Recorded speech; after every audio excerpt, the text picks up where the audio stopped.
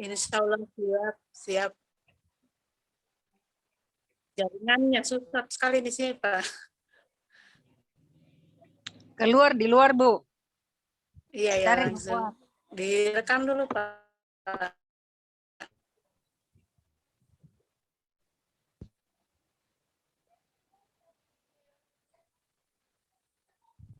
Silakan mulai.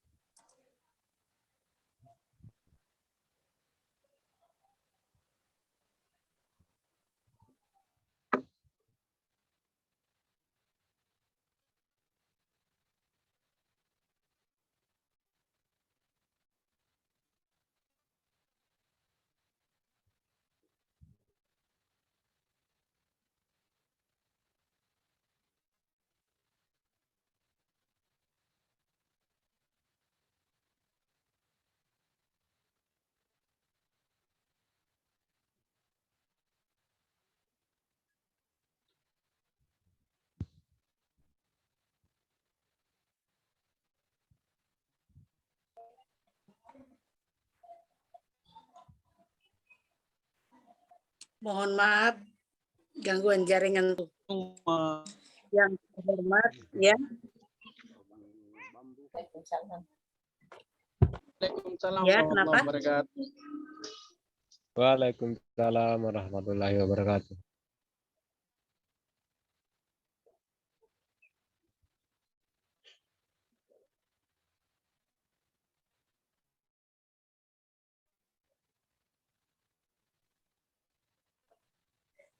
Ya.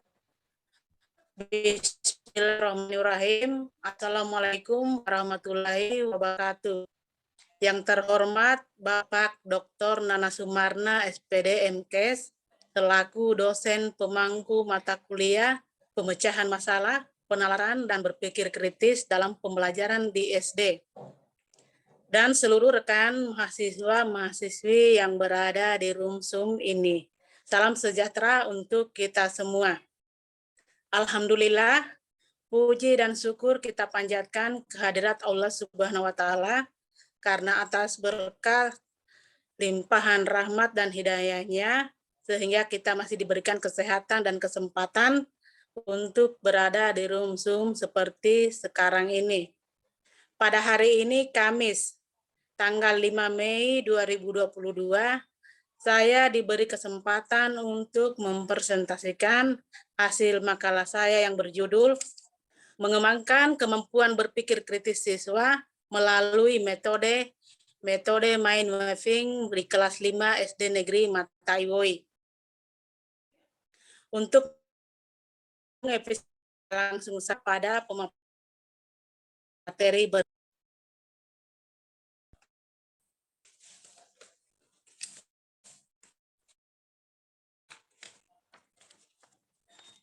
Yang pertama, latar belakang. Perkembangan iptek saat ini berkembang dengan pesatnya, sehingga mempengaruhi tatanan kehidupan manusia. Perkembangan iptek saat ini memunculkan era revolusi industri 4.0. Era tersebut menuntut memiliki banyak kompetensi. Salah satunya adalah berpikir kritis. Pendidikan salah satu aspek yang mendapatkan pengaruh dari perkembangan iptek dan era revolusi industri 4.0 tersebut. Peningkatan yang dapat dilakukan salah satunya adalah melalui proses pembelajaran. Proses pembelajaran yang harus dioptimalkan kemampuan berpikir kritis peserta didik, di mana kompetensi tersebut adalah salah satu kompetensi saat ini. Ada kenyataannya, saat ini umumnya menunjukkan bahwa sebagian besar kegiatan belajar masih cenderung menggunakan metode ceramah dan penugasan, sehingga siswa belum memiliki kompetensi dalam berpikir kritis. Berdasarkan hal tersebut, maka salah satu kegiatan pembelajaran yang dapat mengembangkan kemampuan berpikir kritis siswa adalah metode mind mapping. Lanjut.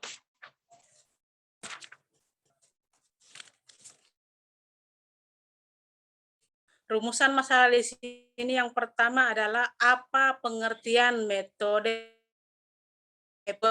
apa konsep berpikir kritis, bagaimana belajar metode mind mapping untuk mengembangkan kemampuan berkritis. Tujuan penulisan makalah. Yang pertama adalah untuk mengetahui pengertian metode mind mapping. Kedua, untuk mengetahui konsep berpikir kritis. Dan yang ketiga adalah untuk pembelajaran metode mind mapping untuk mengembangkan kemampuan berpikir kritis siswa. Lanjut. Pembahasan. A. Pengertian metode mind mapping. Tahun 2018 dalam Retnaningsih et al. 2021, metode mind mapping atau peta pikiran adalah suatu teknik pembuatan catatan-catatan yang dapat digunakan pada situasi, kondisi tertentu seperti dalam pembuatan perencanaan, penyelesaian ringkasan, membuat struktur, pengumpulan ide-ide untuk membuat catatan, kuliah, rapat, debat, dan wawancara. Metode diperkenalkan oleh Tony Buzan tahun 1970-an. Buzan 2009 dalam Winarno tahun 2018 adalah simpanan, penarikan data dan akses yang luar biasa, pustaka raksasa yang sebenarnya ada dalam otak manusia yang menakjubkan. Metode mind mapping adalah cara termudah untuk menempatkan informasi ke dalam otak dan mengambil informasi keluar otak.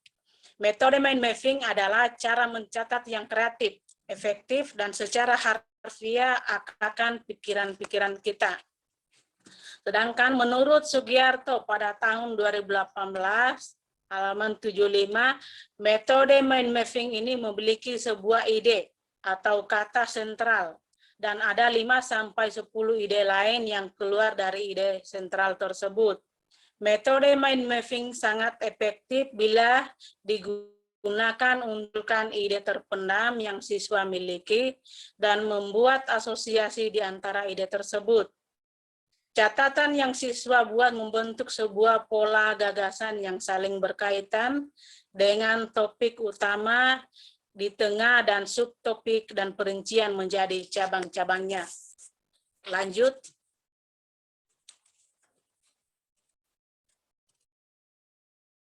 Lanjut B, konsep berpikir kritis. Menurut Nita,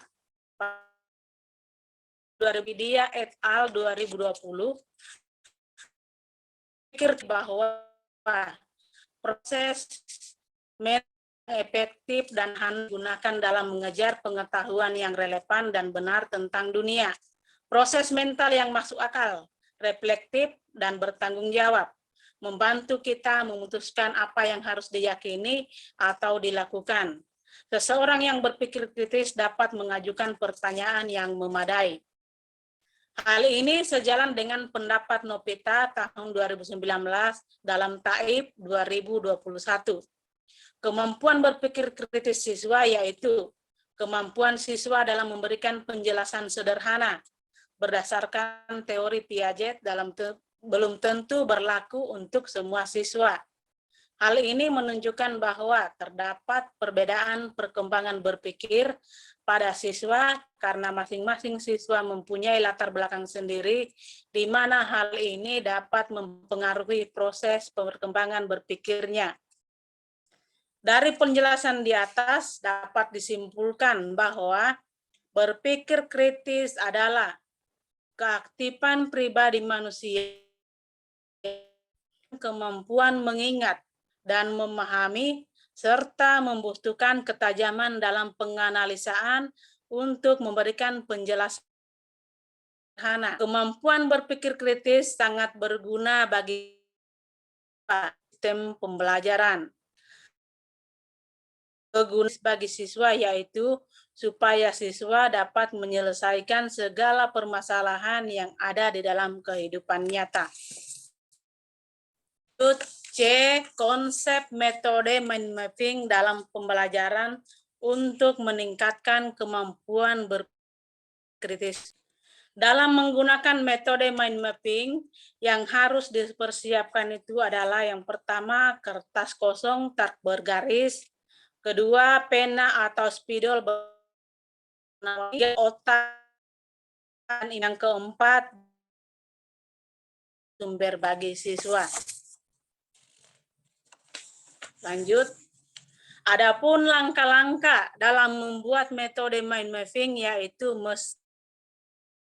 berdasarkan teori Tony Buzan, yaitu 1. Mulailah bagian sisi panjangnya diletakkan mendatar. 2. Gunakan gambar atau foto untuk ide sentral. Gunakan warna. 4. Hubungkan cabang-cabang utama ke gambar pusat dan hubungkan cabang-cabang tingkat 2 dan 3 ke tingkat 1 dan 2 dan seterusnya. 5. Buatlah garis hubung yang melengkung, bukan garis lurus. 6. Gunakan satu kata kunci untuk setiap garis. Dan yang ketujuh, gunakan gambar selain pada gambar sentral. Lanjut.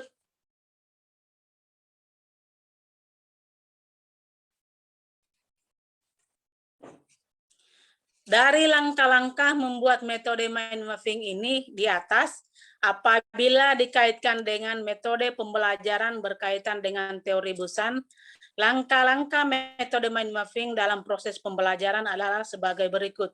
Yang pertama, menyampaikan kompetensi yang harus dikuasai. 2. Menentukan satu topik atau masalah utama untuk tertentu. Gunakan gambar. 3. Munculkan satu topik yang berhubungan dengan topik utama. 4.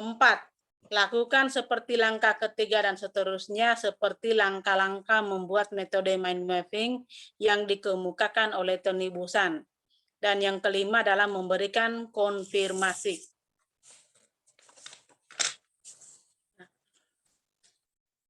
Kesimpulannya adalah metode mind mapping merupakan teknik penyusunan catatan demi membantu siswa menggunakan seluruh potensi otak agar optimum. Caranya, menggabungkan kerja otak bagian kiri dan kanan.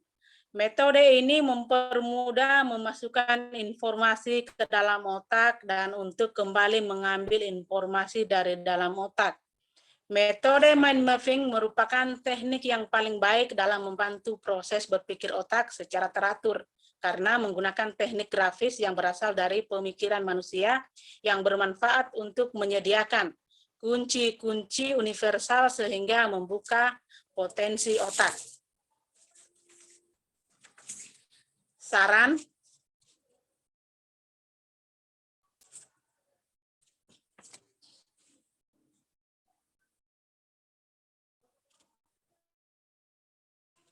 Adanya mind map atau harapkan dapat memperkuat keaktifan yang dipergunakan guru dalam menerapkan materi ajar kepada tadi.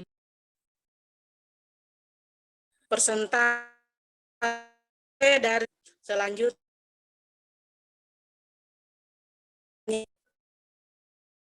jawab ini coba berikan kesempatan kepada 2 orang penanya.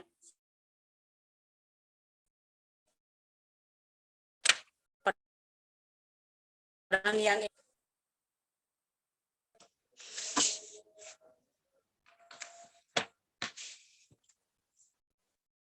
mungkin saya, Bu Epi.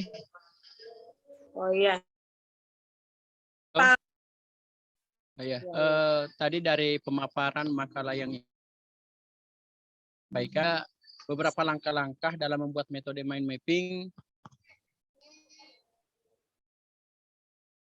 Mengajar. Pertanyaan buat saya, metode yang kelebihan apa saja siswa dalam pelajaran. Jadi mungkin saya ulang, mungkin apa saja kelebihan siswa atau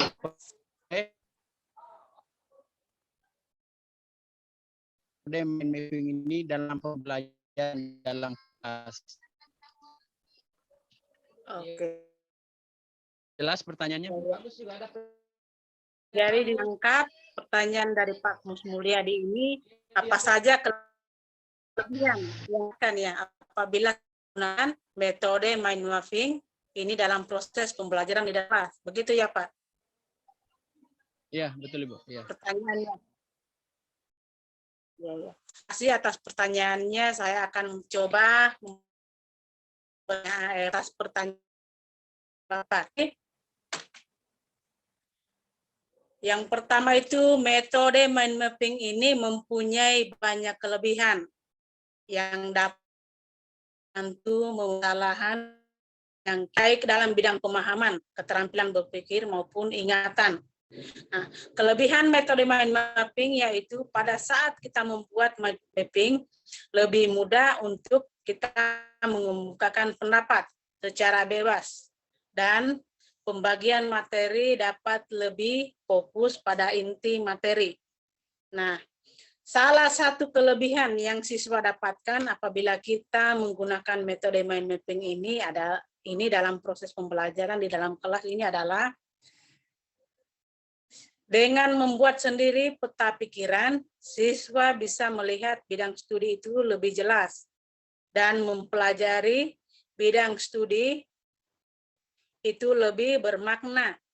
Nah, para siswa ini lebih cenderung lebih mudah untuk belajar dengan catatannya sendiri yang menggunakan bentuk huruf yang mereka miliki dan ditambah dengan pemberian warna yang mereka.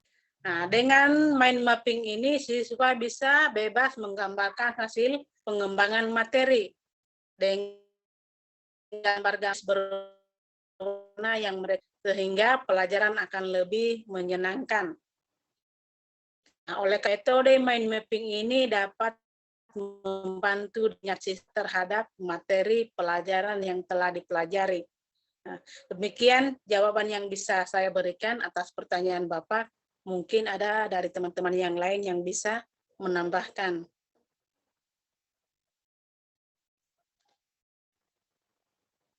Bagaimana Pak Musmulyadi? Apakah Bapak bisa? Ya, mungkin sudah cukup untuk jawaban dari Bu Epi. Oke. Terima kasih. Oke, terima kasih banyak Pak. Selanjutnya saya lanjut ke penanya yang kedua. Saya persilakan. Saya Bu. Ya, silakan Bu Nyoman. Ya, terima kasih atas waktu yang telah diberikan. Menurut pemaparan Ibu tadi, makalah tentang middle mapping ini yang ingin saya tanyakan, apakah konsep atau metode middle mapping ini akan untuk materi pembelajaran apa saja? Apakah dapat di semua mata pelajaran atau hanya beberapa mata pelajaran saja? Sekian, Bu.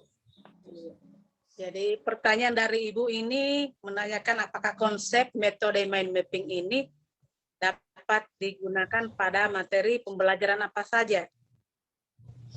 Ya, saya akan coba memberikan jawaban atas pertanyaan dari Ibu. Konsep metode mind mapping ini dapat digunakan pada materi pembelajaran yang di dalam materi pemecahan masalah berpikir kritis, garis atau kerangka desain, hubungan struktur atau hubungan representasi, kolaborasi, penggabungan kata dan visual, individu, ekspresi, aktiviti materi ke dalam format yang membantu tim, aktivitas dan meningkatkan semangat. Metode yang harus dilakukan dalam proses pembelajaran. Nah, langkah-langkah tersebut antara lain yang pertama itu adalah menyampaikan kompetensi yang kedua, menentukan satu utama untuk materi tertentu gunakan kata atau yang ketiga adalah memunculkan satu topik dengan berikan pasal pembelajaran yang menggunakan metode tidak IPS. Jadi di sini saya ambil contoh pada ini dengan materi keragaman suku bangsa dan budaya. Nah, materi ini berfokus pada pemahaman mengenai Bhinneka Tunggal Ika, keragaman suku bangsa dan budaya di Indonesia, dan cara menghargai keragaman tersebut. Nah, di sini siswa banyak menemukan jenis keragaman suku bangsa dan budaya dalam materi ini. Contoh terkecilnya, siswa bisa menyebutkan beberapa macam suku yang berada di daerah Sulawesi Tenggara ini. Nah, penggunaan model pembelajaran mind mapping ini melibatkan siswa secara langsung dalam proses pembelajaran, sehingga diharapkan siswa dapat lebih mudah mengingat dan memahami materi tersebut. Jadi, selain pada muatan pelajaran IPS ini, metode mind mapping ini bisa ada materi pelajaran lain seperti bahasa Indonesia, PKN, dan mata pelajaran lainnya. Jadi demikianlah jawaban yang bisa saya berikan pada Ibu. Mungkin ada teman-teman yang lain yang bisa memberikan tambahan jawabannya. Maaf Bu, jadi di sini kalau misalnya untuk pembelajaran matematika bisa juga Bu ya? Untuk konsep-konsep Ya, bisa matematika. Bu, karena jadi sebenarnya metode mind mapping ini bisa digunakan pada semua mata pelajaran ya, selain dari mata pelajaran IPS tadi. Ya, terima kasih Bu. Jadi berakhirnya sesi tanya jawab ini pemaparan dari materi makalah saya hari ini. Lebih dan kurangnya mohon dimaafkan. Billahi taufiq wal hidayah. Assalamualaikum warahmatullahi wabarakatuh. Waalaikumsalam. Waalaikumsalam warahmatullahi wabarakatuh. wabarakatuh.